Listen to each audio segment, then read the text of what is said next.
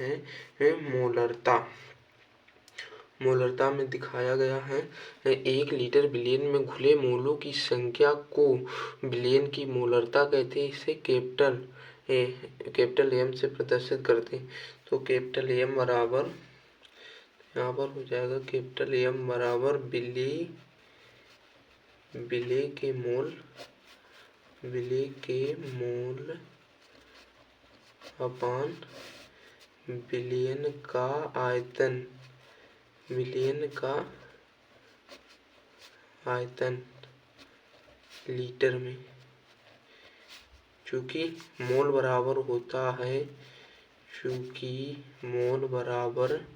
भार बटे अणुभार, तो इसका हो जाएगा कैपिटल एम बराबर small w upon capital M upon V. आयतन को वॉल्यूम वी ml में होगा, तो ऊपर 1000 से हम गुणा कर देंगे।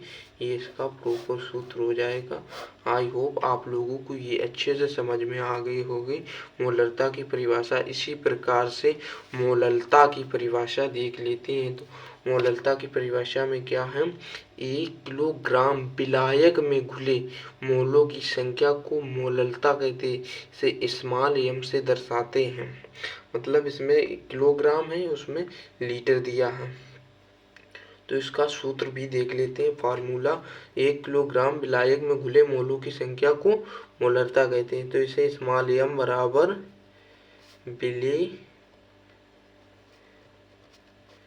बिले के मोल अपान बिलियन का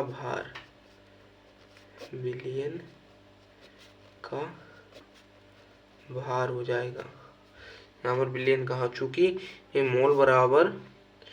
मोल को एन से प्रदर्शित, मोल बराबर भार बटे अणुभार हो जाता। तो इसका स्मॉल एम बराबर कैपिटल डब्ल्यू भार बटे अणुभार इंटू विलायक का भार हो जाएगा। तो इसे कैपिटल डब्ल्यू से प्रदर्शित कर देंगे।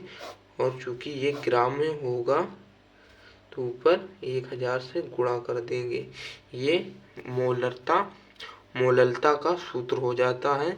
इसी पर आप लोगों को मैं न्यूमेरिकल बताऊंगा।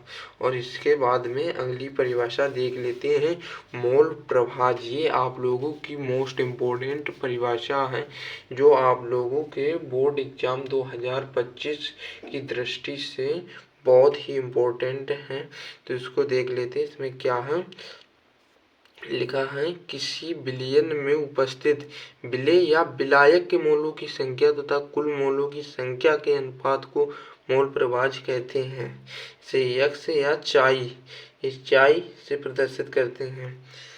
तो इसका सूत्र हो जाएगा ए, जैसे कोई विलेय या विलायक, विलेय ए के मोलों की संख्या, विलेय हो गया ये, जैसे विलेय या विलायक, यदि विलायक होगा तो विलायक के मोलों की संख्या। इसके बाद में देख लेते नीचे, फिर दिखाया इसमें कुल मोलों की संख्या के अनुपात, कुल मोलों की संख्या। जैसे ये मोल प्रभाज है। जैसे हम देख लेते हैं ए